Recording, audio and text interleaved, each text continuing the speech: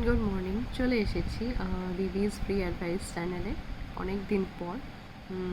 আজকে আমরা নতুন মায়েদের জন্য কিছু ফ্রি অ্যাডভাইস নিয়ে এসেছি, ফ্রি সাজেশন নিয়ে এসেছি।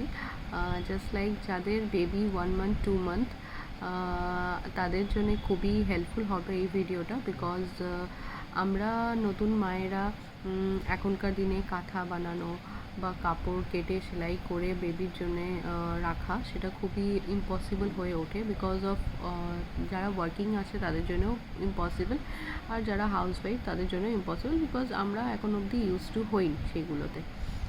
ওকে, তো বলি, আন্ডার প্যাডস বলে মার্কেটে একটা শিট পাওয়া যায়।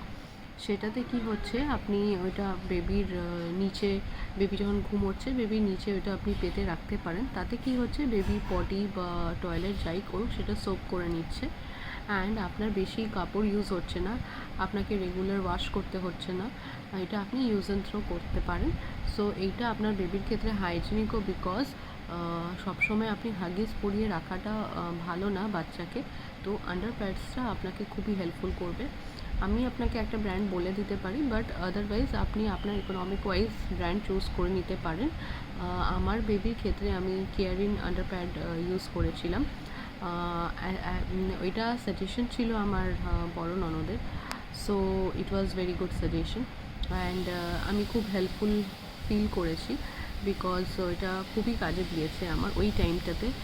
বিকজ বেবিরা 1 to 2 মান্থে প্রচুর পটি করে, প্রচুর টয়লেট করে, তখন ওটা খুবই হেল্পফুল হয়। সো আপনারা ইউজ করতে পারেন।